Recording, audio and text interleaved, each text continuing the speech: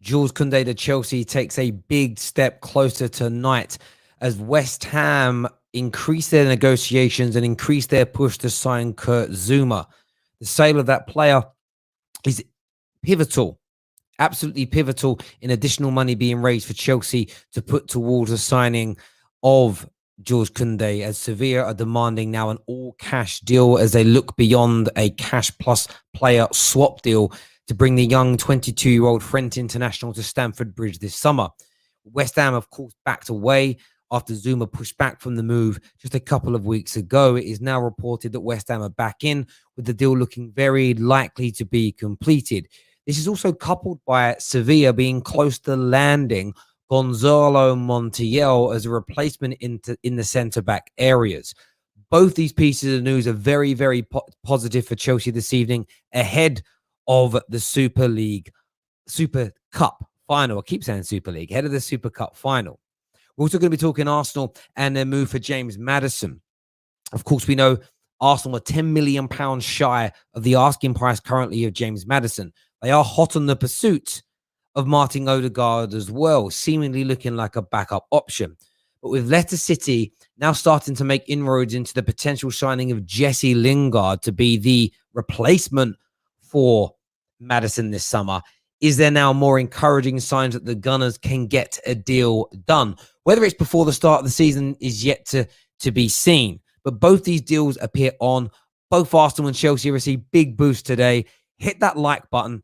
Hit the share button. You know what comes next. Let's go, people.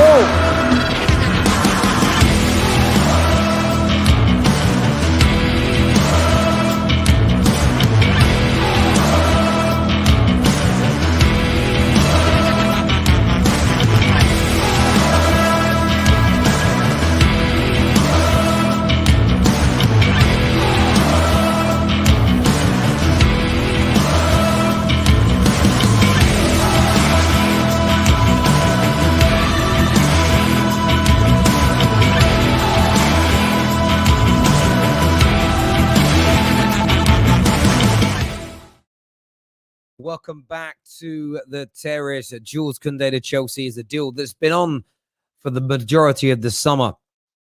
It's a deal that many believe was done, dusted, and over the line around 3 weeks ago, when the player accepted personal terms with Chelsea, when the clubs had two separate deals in place, a player plus cash deal with Kurt Zouma going to Sevilla, and if that fell through, then an all-cash deal would be paid. Now, that fell through because Kurt Zouma decided against going to West Ham United and against joining Sevilla. So the deal was stalled somewhat. It didn't collapse. It didn't fall apart. Jules Kounde had remained confident. Chelsea remained confident, and Sevilla, that this deal would get done and would be over the line. There was always the case that Sevilla would be given the opportunity, if it was a cash deal, to find a replacement. According to reports coming out of Spain today, they are set to pay the release clause for the River Plate centre-back and defender Gonzalo Montiel, a player I am not familiar with in any way, in any shape or any form, so I'm not going to pretend to know how good, bad or indifferent he is. But with the replacement looking very, very close to being landed, according to these reports out of Spain, with the ex-West Ham employee reporting that Kurt Zouma is now backing talks with West Ham, and other reports from outlets claiming now that that deal is more likely than ever to go through. All the parts and pieces of the jigsaw seem to be clicking into place for Jules Kounde to become a Chelsea player. It's a deal that I've always believed would happen. We spoke very much about the contacts of the football terrace that we spoke to and some of the journalists that we've had contact with over the summer. I've always believed this deal was a dot on the cards to happen and to be completed. The likes of Pete O'Rourke and, of course, Dean Jones, slightly less encouraging, but also thought the deal would get over the line. It now appears to be getting towards that home straight, just on the eve of the Super Cup final and the dawn of the new Premier League season. And I want to gauge Chelsea fans' views and reactions to this news tonight. It does appear to be the final piece of this summer jigsaw, the final signing this summer from Chelsea. But what a squad they're going to have if they indeed pull this off. I think it's going to be a colossal signing indeed. There's no doubt about it whatsoever. I love how when Terry speaks, he uses his hands. Everybody uses their hands when they speak, do they not? Or is it just me? I don't know. That's the best comment I've ever had on the terrace. It made me laugh. Thank you. Comment, Terry, I was on your StreamYard backstage for 15 minutes waiting when you were live. Can we please talk on Discord message? Yeah, I mean, I can't always get everybody on when people call back through backstage, but yeah, we can definitely. I've sent you an email earlier, my friend, or a DM, one of the two, back, and we can definitely talk later, my friend. Not a problem whatsoever. Thank you for that super chat. It means a great deal to me. Italians speak with their hands. Yeah, I think I've definitely seen Italians speak with their hands, but there we go. The ADHD gamer here says buzzing to sign him, and our squad depth is going to be insane. Definitely rivaling City. Yeah, I don't think there can be any shadow of a doubt that you're going to be rivaling them. Absolutely, absolutely. Now, it has to be done. Has to get over that line. There's just no way. They have to be considered one of the favorites in every single way, shape, or form. And as I say, if this deal gets over the line, anybody that's not saying Chelsea should be major title contenders is either deluded or being disrespectful towards Chelsea. They simply have to be. No way around it whatsoever. JP here says, if Chelsea sign Lukaku and Kounde, we are beating PSG and retaining the Champions League title. As much talent as PSG has, they still have Poch. Man's throwing a little bit of Poch tax in there today. There we go. Terry, what's the Kane news? We'll update you on that a little bit later on in the show. There's no doubt. Messi announced, Terry. Yes, we saw that earlier on today. I got a lot of stick for that today. It made me laugh. Like my admin was like, Terry, everyone's giving you stick in the comment section. I was like, why? For talking about a story that was trending at 6, 7 a.m. this morning. Very strange. As I said, I was 90% sure that deal was going to go through. It did go through. It's over the line. Messi, the PSG. I can't believe that. If somebody was said to me last Wednesday, in under a week's time, Lionel Messi is going to be at Paris Saint-Germain, I would never, ever, ever, ever have believed it. Not for 1 single second. I would never have believed it. I couldn't have believed it. It would have been, I would have laughed. I would have absolutely laughed at you. But yeah, there we go. That is done. That is dusted. That's over the line as well. Terry, how do you get on the Discord? There's a link in the description below. The same as all of our social media platforms and our notification group chat as well. We still need to get more of you into that. I'm still a little bit scratching my head of why more of you haven't entered the group chat to make sure you pick up our notifications, especially as I get so many people tell me every day that they don't get notifications. But yes, the Discord in the chat, in the description below. A few people are asking for what the Kounde news is. I will give you an update on that again if you're new to tuning in. Jules Kounde has moved a step closer again this evening to joining Chelsea. First and foremost, Chelsea have got to raise some funds to add to the additional cash element of the offer they've already put forward. Somewhere in the region of £20 million additional is needed. Kurt Zouma's exit to West Ham is now back on and is deemed highly likely to happen. Those raising of the funds and the fact that Sevilla are close to landing the replacement, River Plate defender Gonzalo Montiel is close to joining Sevilla for a fee of around 10 million euros. Those two things falling into place make it much easier for Chelsea to get this deal completed, maybe even ahead of the new Premier League season this week. There was always going to be, what I was told the other day, there was always going to be a grace period, even if the deals were done for Sevilla to find a replacement, if there had to be an all-cash deal. That has been provided. I think it's one of the reasons why Chelsea haven't pushed too hard with this. They're also trying to find Kurt Zouma another club, and it now appears that West Ham are going to come in with an improved offer for the player to get that done and to get it over the line. Terry, it might be me, but Kounde reminds me of Ricardo Carvalho. I think you meant Carvalho there. Any news on when Lukaku will be announced? Yeah, I think there was an update earlier on this evening somewhere I read about the medical is now going to be tomorrow in Belgium. So it's been delayed slightly. I'm not too sure as to why. There was a lot of talk of him signing last night and everything else. But as we say, no one ever really knows. Like when he got on the aeroplane yesterday, I think most outlets said he's on his way to England and he flew to France. He went to Monaco and now he's going to Belgium, or he's already in Belgium. I wouldn't be too worried about it. Like, I missed all the news today about Rafael Varane's medical, just because it doesn't really matter. These deals are done and they're dusted. Like, it's just formalities now. So I really wouldn't be too worried about them at all. I really wouldn't be. Update on its way. Update on its way in a few moments' time. 1 second. Update update on its way regarding James Maddison as well. So James Maddison to Arsenal received a boost today. First news I think most people are aware of. You've got this situation where Arsenal are only £10 million away from the asking price. They have started talking to Real Madrid about the possibility of trying to bring in Martin Odegaard. Now, what I find very interesting about this is I think I do not believe that Odegaard is in any way, shape, or form the number one choice, like some outlets are pushing. I think the number one choice for Arsenal has and will remain James Maddison. It's why they pushed to get him before Odegaard. You know, you don't go for your number one target second or third in terms of the position they play in. If your number one target is a centre back, but you sign an attacking midfielder before him, that's fine.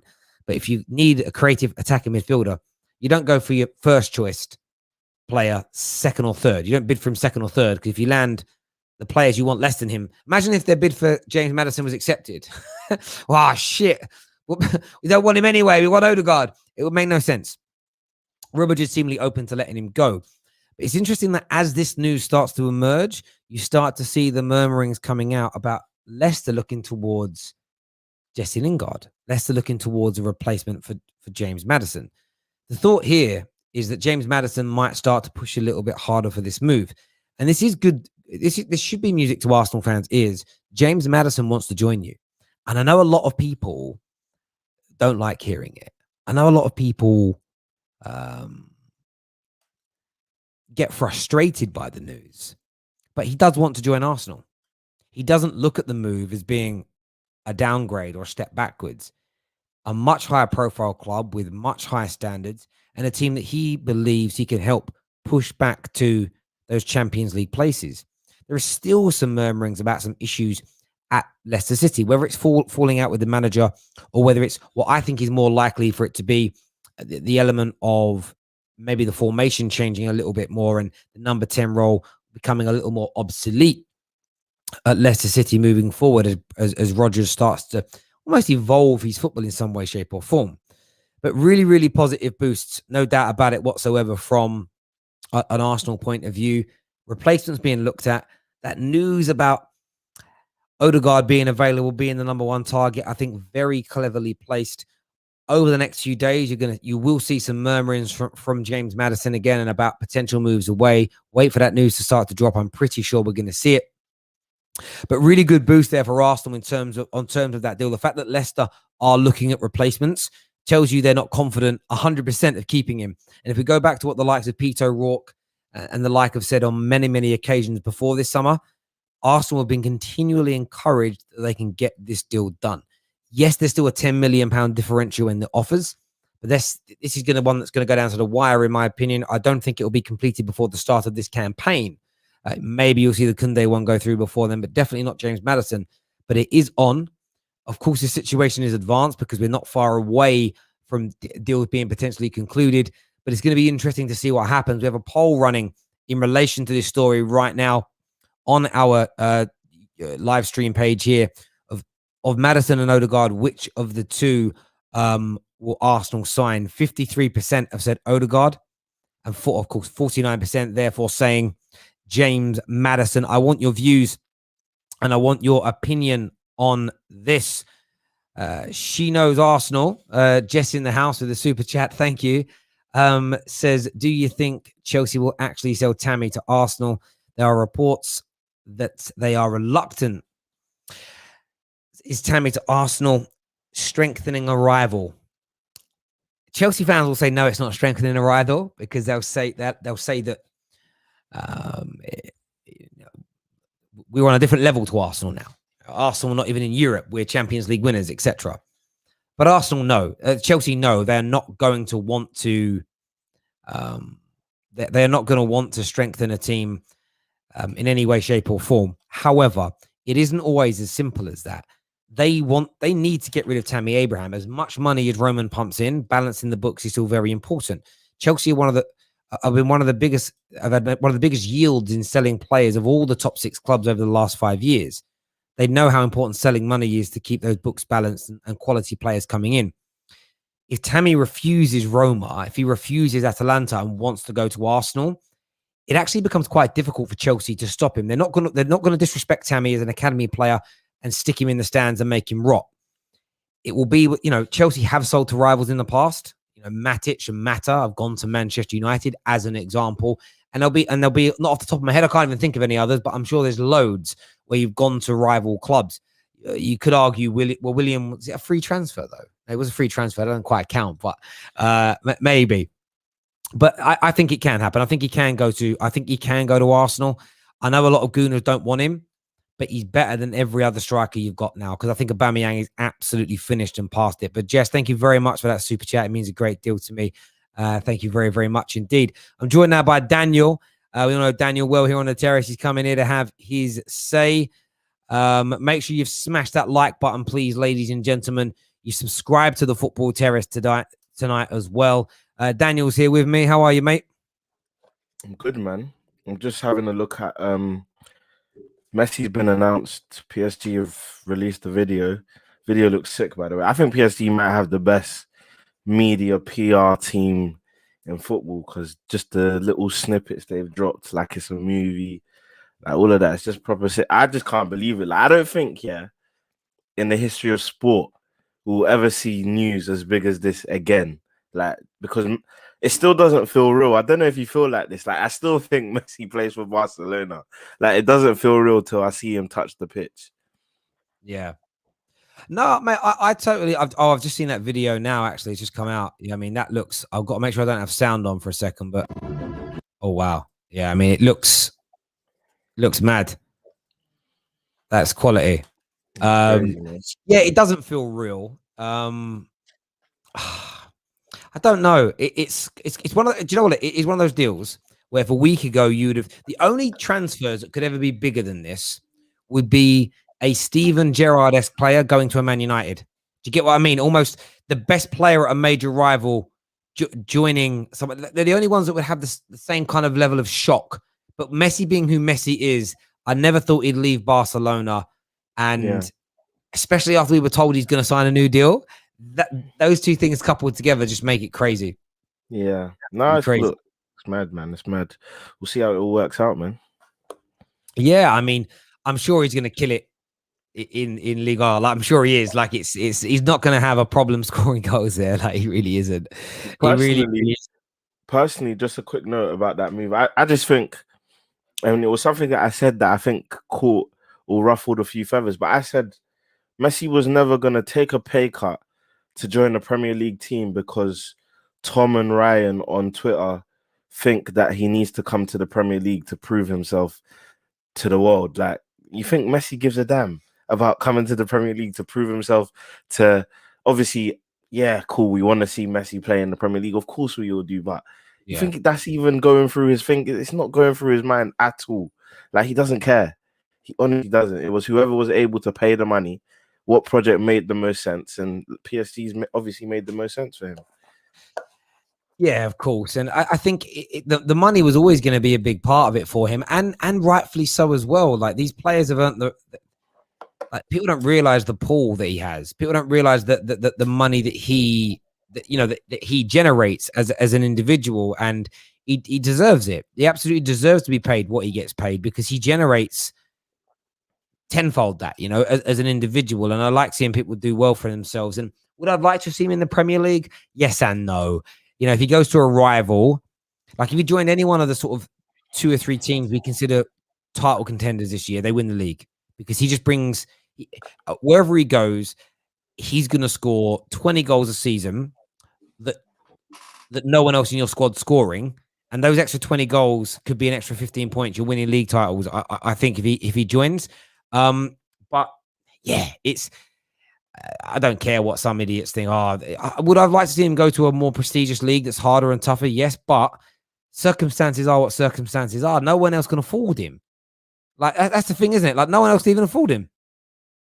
You've muted yourself, bro. And really and truly, what's like?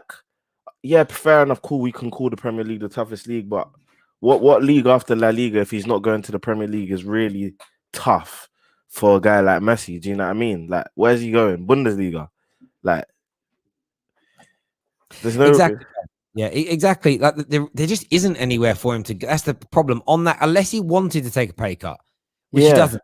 So fair enough. Do you know what I mean? He didn't want to yeah, take a pay cut. Like leave him alone. I don't know what else to say. It's like he doesn't have to take a pay cut because a bunch of Premier League fans wanted to see him in the Premier League. But you yeah, know what I mean? Like, he is such a player, and you know what I mean. It's a shame. It's a shame not to see him here. But do you know what? I'm actually glad it's happened to Barcelona. Like Barcelona have caused me pain before, and I've always felt as great a team as they were, and I'm not going to belittle their team because um, their team has done some brilliant things. There's no doubt about it at all. Like Messi's time, and Messi, all these guys, brilliant teams. But I also used to sit there and think to myself so often, I wonder how good they're going to be when he's gone. And now we'll see. Like now we'll see if they can bounce back, and maybe they will. But I'm not saying he carried them as well. That's such a disrespectful thing to say because there's so many great players. But I do feel like Barca in the last 10 years, Barca and Real Madrid have won what they've won, and a big part of that have been Messi and Ronaldo. They both no longer have him, and we saw last year with if you threw Cristiano Ronaldo into that team against Chelsea, in one of the games, they had quite a lot of chances. Ronaldo, like peak Ronaldo, is burying some of them. Do you know what I mean? And that was the difference between those teams then and now for me. So it's going to be really, really interesting to see. definitely, man, definitely. In terms of Jules Kounde, there's some really positive news about that today in terms of sort of moving forward. Sevilla have almost got their replacement in now, which is great. And the Zouma deal feels like it's going to start to move forward a little bit quicker now. How excited are you at the prospect of getting that young man into your squad? I'm very excited. I mean, we spoke about it yesterday briefly. I think he's one of the top young centre backs in the world. He's definitely like if you give him about 3-4 years, especially learning at the feet of Thiago Silva on the pitch, and then obviously his coach off the pitch being Thomas Tuchel, one of the best coaches in the world, and we've all recognised that. I think he's a great addition to our team and our squad. And just as a wider whole, like, look, Lukaku and Kounde, I've already said, in my opinion, I think we win the league. I think Chelsea are very, very capable of winning the league. We've got a strong squad. I mean, everyone was going on about Grealish and Man City's depth after that, but I actually think we've got, in terms of, I can't remember what stream it was where we were talking about it, where we said, you have like the upper echelon depth, then you have like your middle cat, and then you've got your bottom. In terms of squad, I think Chelsea's one levels out more than Man City's one, where like I don't know if that makes sense. So obviously they might maybe have better attacking options, maybe at a stretch, but I think going round, I think ours is more leveled out in terms of our right wing back option being Reece James and Hudson-Odoi, left wing back, and Chilwell and Marcus Alonso. And we know how well Marcus Alonso plays as a left wing back. Our centre back options are Christensen, Rudiger, Thiago Silva, and then you add a Jules Kounde to that. Like you have to think about it like this: Man City's right back options, personally, yeah, Kyle Walker, Joao Cancelo. Left back options, Mendy and Zinchenko. I'm not too convinced by that. After Laporte, you're looking at Ake, who hasn't really hit the ground running there as well. So I just look at when we're talking about depth and we're talking about the way it levels out. I think Chelsea can compete definitely, and that's why I think we can win the league when you add Lukaku and Kounde to the squad, especially as a Champions League winning squad. Mate, yeah, I couldn't agree with you more. And obviously, we're doing the Premier League preview show tomorrow night, ladies and gentlemen, at 9:30, at 6:30 tomorrow evening. We're going to be looking at the winners, the top 4, top goal scorers, player of the season. Of course, doing transfer review as well. It's going to be a really good show tomorrow night. So make sure you're on the terrace from 6:30 tomorrow evening. Make sure you don't miss it by signing up to our new notification group so we can update you as and when we are going live. Liverpool has the better midfield depth than Man United in City. I mean, would you agree with that? Nah, not at all. I mean, they just lost Wijnaldum. So you're looking at midfielders. Their midfielders being Henderson, Naby Keita, James Milner, and Oxlade-Chamberlain. Nah. Yeah, to hear it said this season could be the best ever with Chelsea, City, and United fighting it out on all fronts. I can't wait. And I tweeted about that earlier today, actually, and sort of tomorrow's going to be more of a chat about football, where today is more about the transfer element on it. But I tweeted out earlier on today, and it was kind of just like a positive. It was Man United based, but I'm thinking of the Premier League, and I sort of said like Varane medical's done, Sancho's in. Like if Pogba stays, like this squad, Man United squad for me can win the league title. The squad is good enough. There's still the conversation tomorrow night about Ollie Tax and what he's going to do, but I'm sort of like I'm very excited about the season ahead. Most teams have improved, and I still think there's a few more major signings to come. Like it's for me, it's such a exhilarating season ahead because although City have landed Grealish, and I still think they might land Harry Kane, Chelsea have improved. Man United have gone and bought in one of the best centre-backs in the world, one of the best creators in the world. They haven't lost anybody, which is one of the things at the end of last season when people were asking me what a good summer looks like.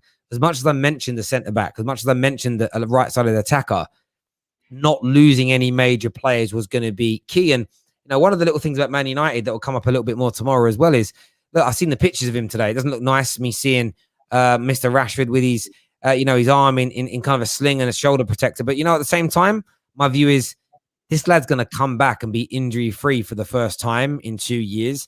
And he scored over 20 goals 2 seasons running as an inside forward when he was injured for pretty much the whole time. Bad shoulders, bad ankles. For him to come back and be fully fit and fully rested, it's going to be a cliche, but that will feel like a new signing when he returns. So it's going to be an amazing season for everybody. I know who my favorites are. We'll talk about that tomorrow night on the Premier League preview show at 6:30. So make sure you set your reminders, 6:30 tomorrow night right here on the terrace. I want to see you all here. In terms of Arsenal, I want to chat on Arsenal again now. Like Leicester are now looking at replacements for James Maddison as an example. What do you think Arsenal are doing? Do you think they're going to go in hard for Maddison, or do you think this story about Martin Odegaard, do you think that's more likely where they're now going to put their attention because he's a bit more attainable and a little bit easier to get done? I mean, yesterday I said I didn't think it was realistic, but obviously I think Jess convinced me. And seeing what Igao and stuff like that and other Arsenal fans have put out, I think they've convinced me that Arsenal are really going hard for Maddison. And the thing is, like, Maddison would be a great signing for Arsenal, but for some reason we've seen this tale before where Arsenal sign a player where you think maybe they can really kick on, but they end up not being the team that they should be. But obviously we're just talking transfer. So in terms of the transfer to Arsenal, I think, yeah, it makes sense. I see them going all out for Maddison. Do you know what I'm saying? And I think I see the vision of where they think Maddison fits into the team. Yeah, like it's a good, like, you can't deny it. You can't deny it. It's a very good signing for them. Yeah, I mean, I think they will. I know a lot of Arsenal fans seem to want to play it down a little bit. They don't want to be caught cold or what's the better word for it? It's almost they don't want to feel the sting of the embarrassment of missing out on him. But they've already made 3 bids. 2 bids with players and cash, and a third one that was £50 million. I just 10 extra million. I mean, they're willing to actually go up to 40 to 50 million for Ramsdale after offering 30. So why would they not be why would you not be willing to do that for one of the for a very good attacking midfielder? I think they've got to, and the Odegaard deal doesn't make sense for me. I've quoted like £40 million. I mean, how much would you pay for Odegaard legitimately? How much do you think he's worth in this market?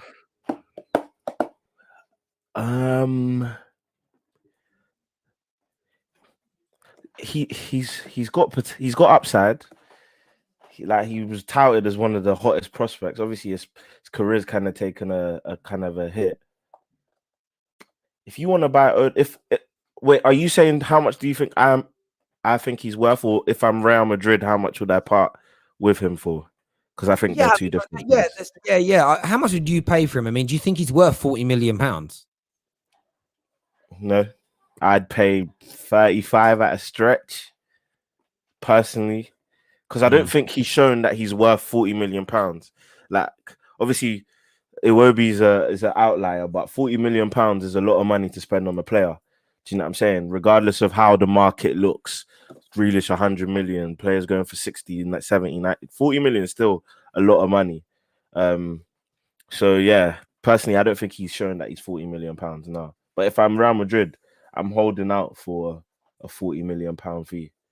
Yeah, a lot of the comments here are saying sort of, I've seen a few at 35, some saying 30 to 40, but a lot around that 25, 20 million pound mark. Like, I get why Real Madrid are going to hold out, especially as they're all broke over there in the Liga as well. Mr. Dare I Say It says Fabs, Thiago, Hendo, Curtis, Milner, Naby, Ox versus Kante, Jorginho, and Kovacic. I know which I would take. Plus, I meant Chelsea instead of City. So he's essentially saying that Liverpool's midfield is better than Chelsea's in terms of depth. I still don't agree. I mean, we can cross out Naby, Ox, because they're probably spending most of their time at Queen Elizabeth St. Thomas's Hospital for most of the season. So they don't really count as depth. They're not going to be available. Is Curtis Jones really ready to step in and be the guy to take Liverpool to another title charge? I don't think so. Then you strip back the bare bones of that. You've really got three top quality Premier League standard midfielders in Fabinho, Thiago, and Henderson. And Thiago doesn't really fit into Klopp's system. So you have a misfit and then two staple midfielders. So, nah. Yeah. No, listen, I think Liverpool's transfer window has been weird, hasn't it? Like, legitimately. Has there even been a window? They bought Kounde and stopped there. Yeah, and that deal was done in like February. So it's, and I know there's still 3 weeks or so left, just under. But excuse me, but like bang on 3 weeks maybe. It's like no one. I mean, outside of Konate, that no new midfielders, no new attackers, and the defense was always the area of the attack was a big area last year that went stale. And I know that Jota missed part of the season, but still need more. I honestly, as a Man United fan, I want them to sign nobody. But I also want them to sign nobody because I want to see how they spin it and whether the Liverpool fans buy it. I'm so desperate, like, to see because every day I see the tweets from people like not trust the process, but like basically another, like, I'm paraphrasing, but like, trust the process. We trust what we're doing. We know what we're doing. We've got the best transfer team in the business. And we are days away now. We are days away from the Premier League kicking off. And yeah, okay, you can't win the Premier League in the first 4 to 5 games. But you could potentially lose it.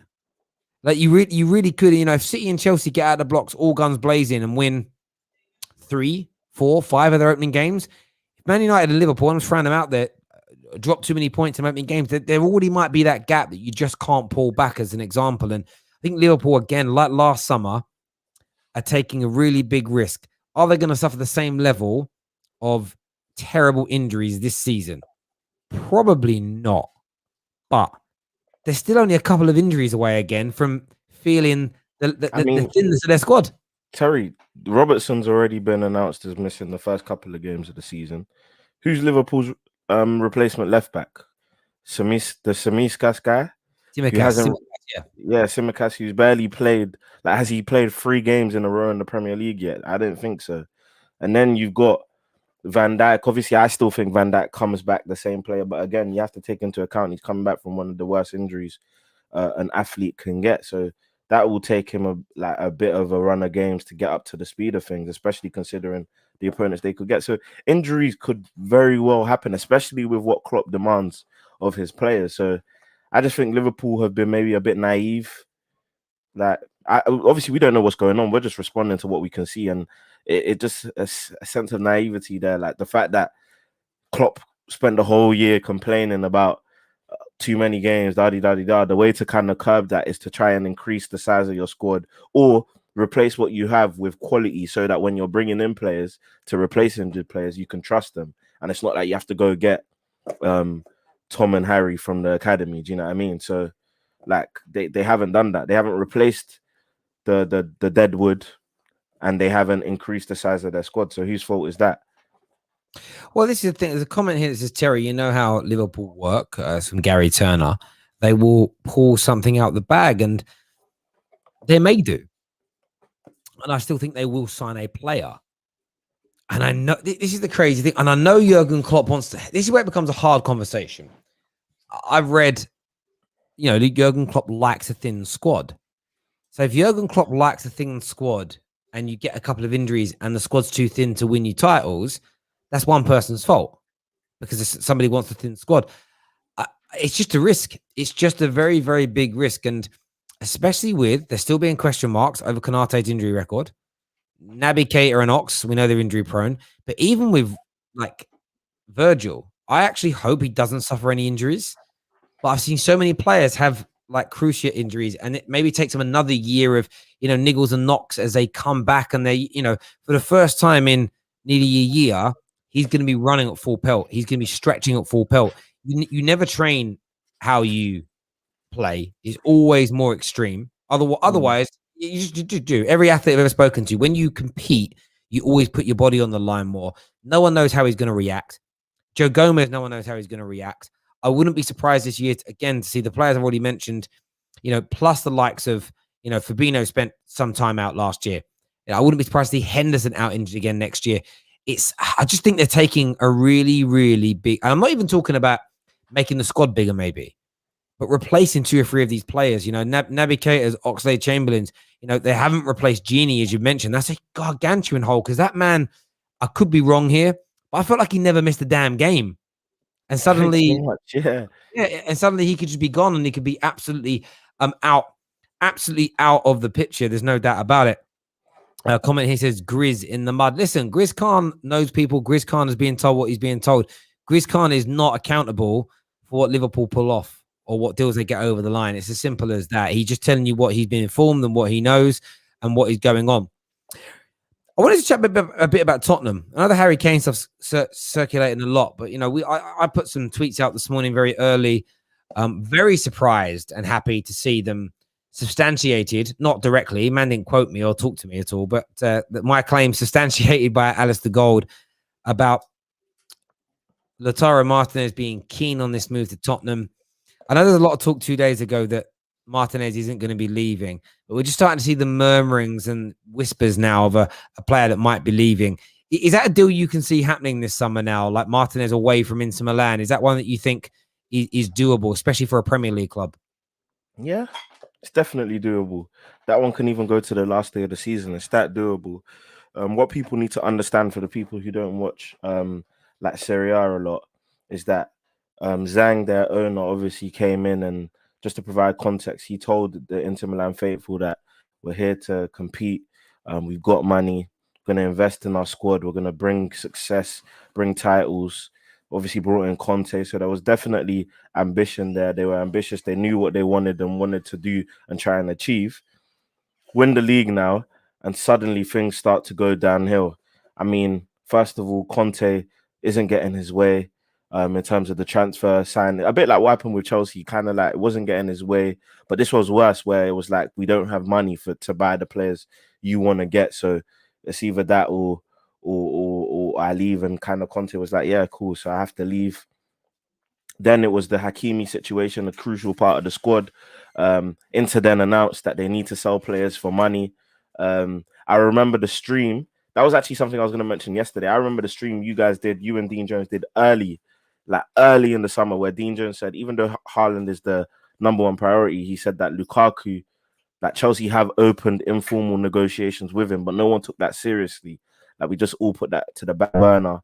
And like, what's mad about that? What's actually mad about that, yeah, as well, to add to that, is they said at the beginning of the summer, so they came out and said Lukaku is untouchable.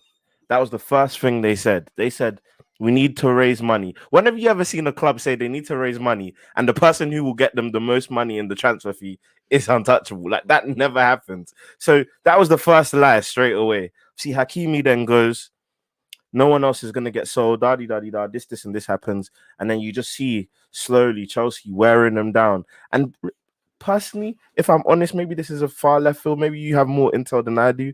I don't think we needed to wear them down. I think the Lukaku deal was always available. We just wanted to be sure that Haaland was absolutely not going to happen this summer. Like Dortmund's stance was guaranteed. And I think when we knew that, okay, cool, this is not happening, Tuchel was like, yeah, it's a week to the season. We need a striker to start the year. Why not get someone like Lukaku who has been ready and willing for a while? So yeah, and he was ready. I think on top of that, you know, there was this element of, I think if Inter would have done the deal sooner, you wouldn't have dragged it on so long. But I think that Inter were just playing this game. Inter have played a game, and they're doing it now with Lautaro Martinez. They're doing it right now with him. He's not for sale. I mean, this is the story. And there are lots of these big journalists who I love and respect, but I'd love to be on stream with them to ask them this question.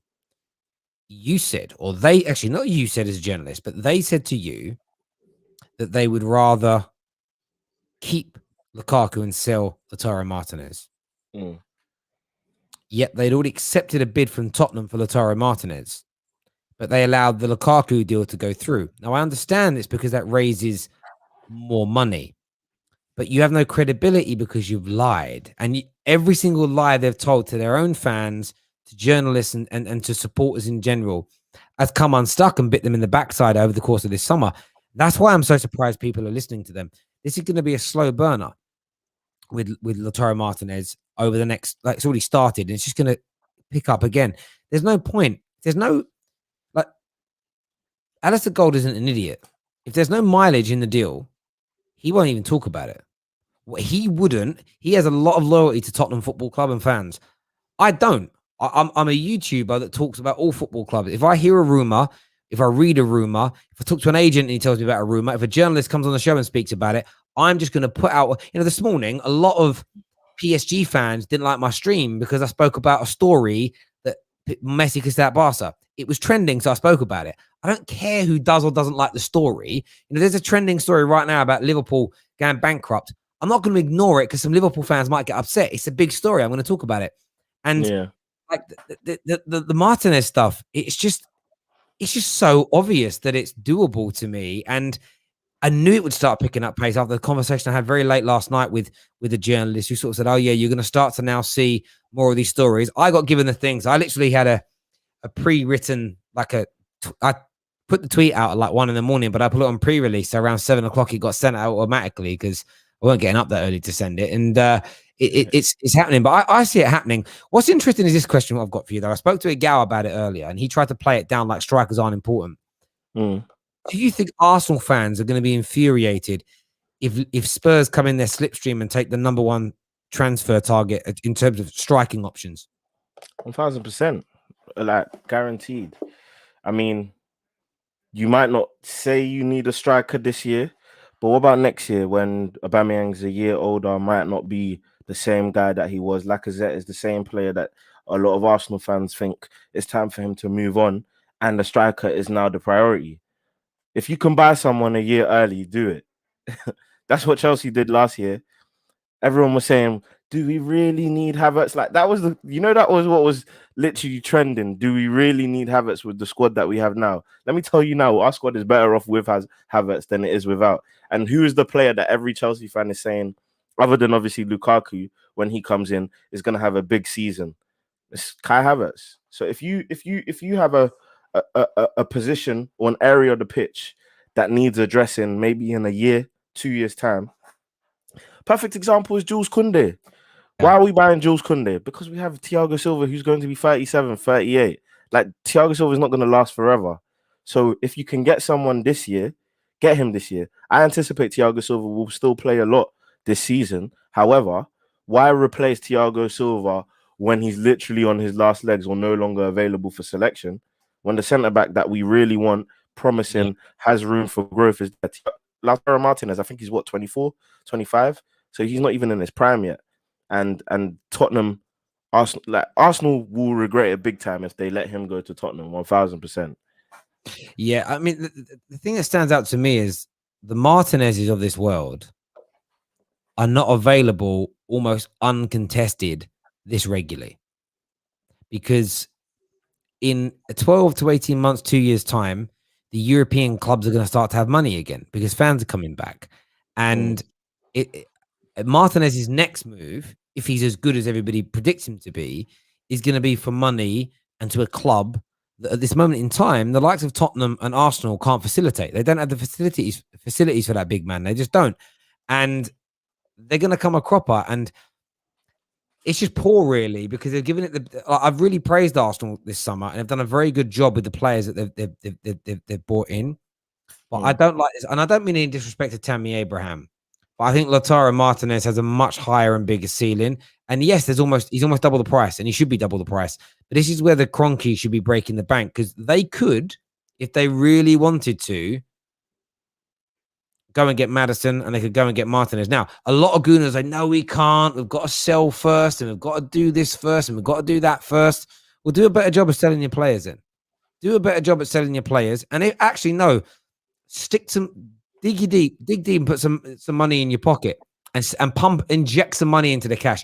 Go and take a damn bank loan out over a 5-year period and pay for these players. Do something that the club can afford in one way, shape, or form. And I'm really sick and tired of seeing the same Gooners who consistently shout Kroenke out, like defend them when it comes to these matters. You've got an opportunity here to sign 2 top-class players, or at least, okay, maybe I'm being over the top with 2. Get one of them. If they don't land Martinez or Maddison and they end up with Odegaard and Tammy, talk about downgrade. Like legitimately, like this. It's just on it. Oh, I'm not even trying to be rude and horrible to Arsenal fans, but that's how I always take it because I'm a rival. Like, oh, you just dissing us, Terry. I'm not dissing you. I'm standing up for you.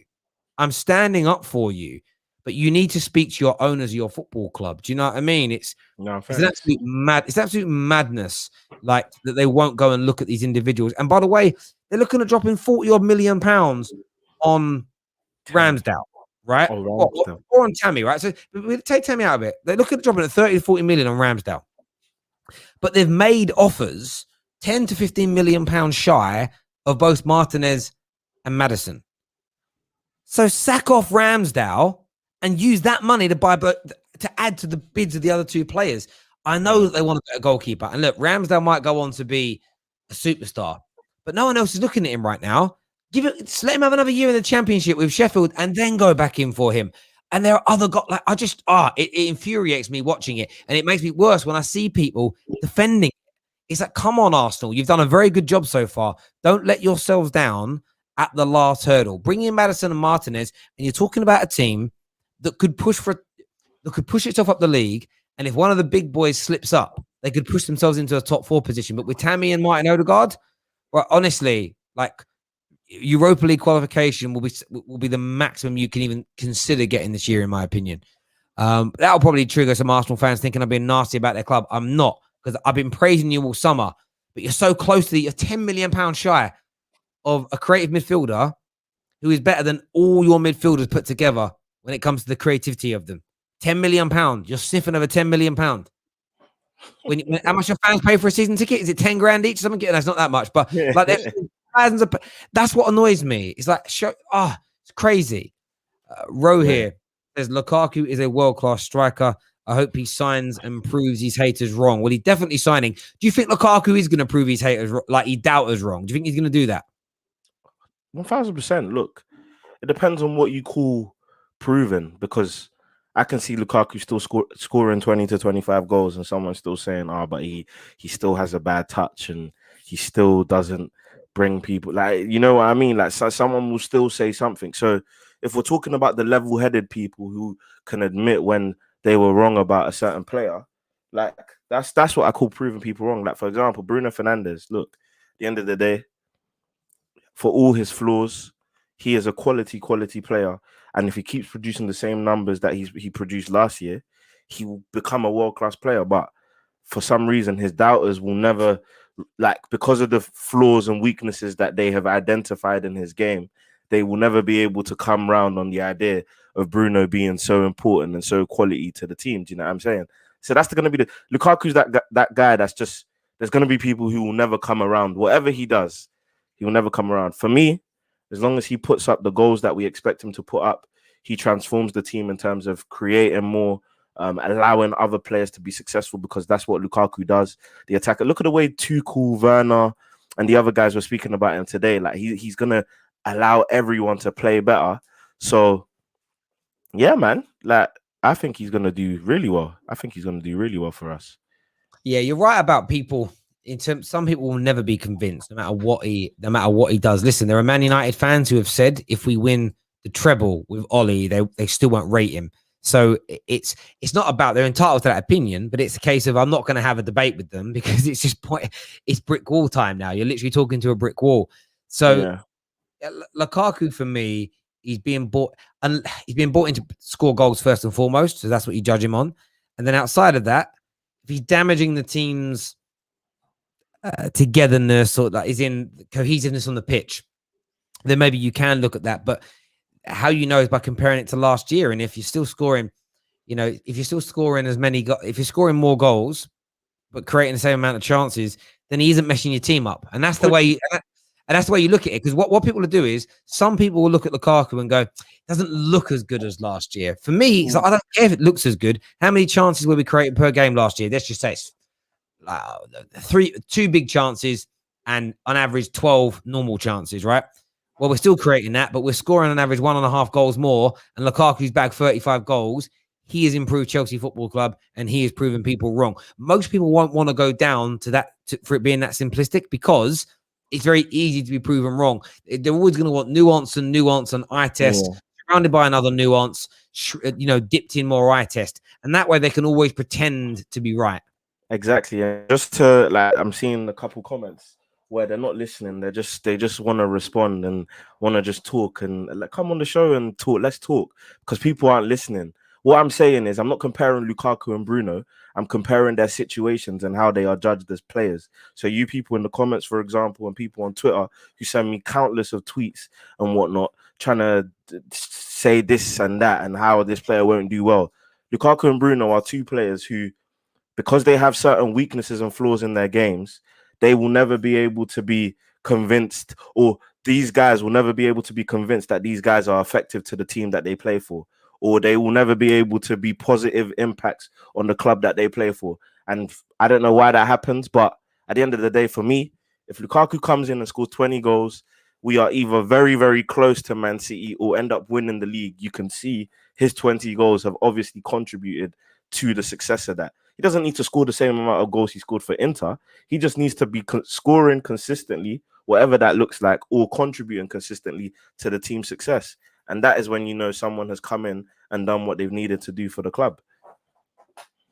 Yeah, I hear you on. I hear you on that completely, and it's just a shame that football's gone like that. Really, it's honestly, people keep saying things like stats have ruined football. Stats haven't ruined football. Eye test merchants have ruined the game, because it's just and really bad takes. Like, I watched a video yesterday. I don't know. I legitimately don't know who the gentleman was, but was trying to make some weird argument about Bruno being better than Gerrard. And I just thought, why would you say that? It's a madness, because actually all it's now going to do is make a section of Liverpool fans come for Bruno more. Like, it actually doesn't serve any purpose. Do you know what I mean? It's just a madness. But there we go. Each to their own, I suppose. And I couldn't even understand the argument, really. Look, if he goes on for another 5 years in the Prem scoring like this and wins a couple of Premier Leagues, then we can have a conversation. Someone said it's Jordan from you. Is he from the United Stand? Why have I never seen him on the United Stand? And I do watch the United Stand, but I've never seen Jordan. Yeah, I just couldn't understand the take, but it was a weird one. But yeah, agendas are what agendas do now.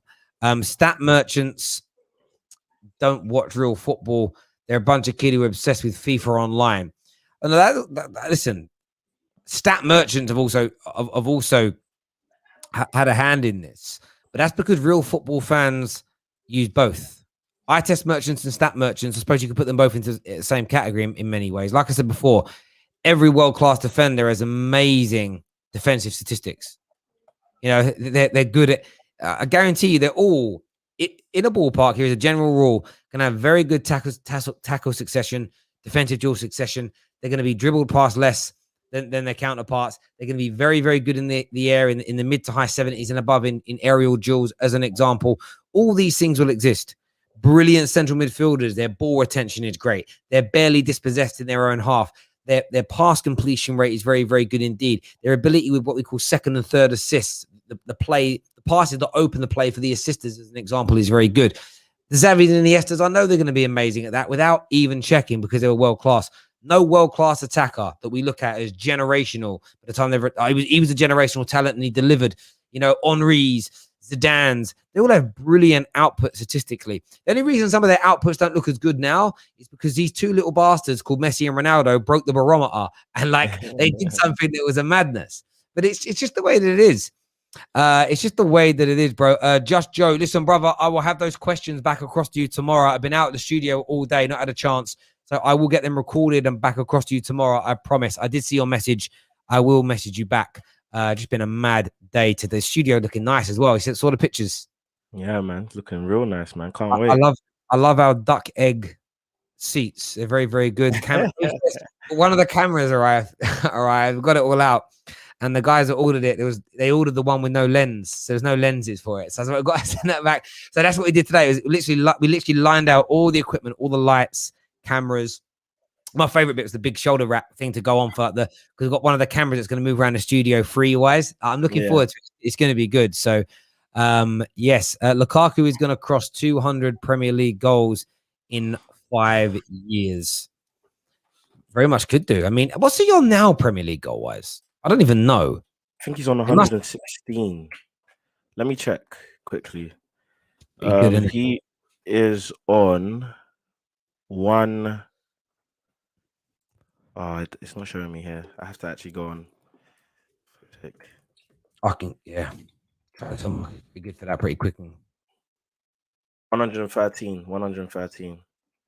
in 252 games. In 5 years, I mean, listen. If he doesn't cross if it takes him 5 years to get to 200, that's shit. Yeah, no, literally. Maybe he means.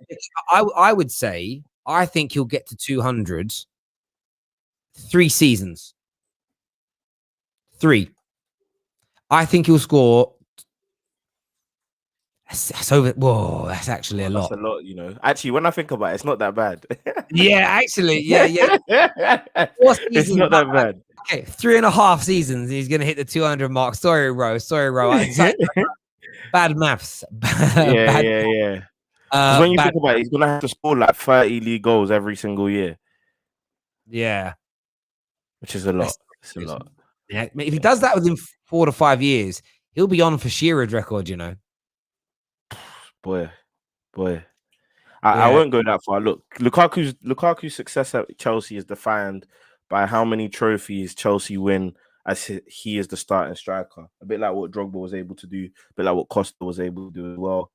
Obviously, there's going to be agendas and whatnot. People want him to score 25 to 30 plus Premier League goals. That's not like I'm not thinking about that. If Lukaku can score 18 goals in a year where Havertz scores 12, Werner scores 12, Mount maybe scores about 8. Why does he need to score 25 goals when we've got goals littered around the pitch? Do you know what I'm saying? So for me, it's just about making everyone score. He obviously needs to get his stats and his numbers. I expect him to be our top goal scorer. And yeah, man, win the league, man. That's what I want now. I just want the league focused. Yeah, it's going to be it's going to be a real interesting one to see what he does and everything else in that regard. I'm very, very intrigued to see how this league is going to pan out now, how this league is going to progress, how this league is going to kind of motor on forward and everything else. It's definitely going to be an interesting one. There's no doubt about it whatsoever. There we go. Oh, someone's saying Martial here. Yeah, interesting. A few people here are telling me that I can't pronounce his name now. The lad who's going to be joining, might be joining Sevilla, is a fullback. I just actually looked at that. Yeah, it turns out he is. I'm only going by an article I read that said it's a replacement. As I said at the beginning of the video, I have no idea who he is or where he plays. I'm just pushing out news that's been put out there. I know Jules Kounde played a few games at right back. Maybe they feel they have an adequate centre-back replacement already, but then want someone that comes in that covers the position that he can play in. I know he only played a handful of games there last year, but maybe that's the rationale. Maybe that's why the report from, I think it's AS that reported on it from Spain. So maybe that's the angle they're coming from, which would actually make sense. That would make sense. It's that versatility. So maybe they feel they've got the centre-back areas covered. I'm only reading out what the article said. It's not my news.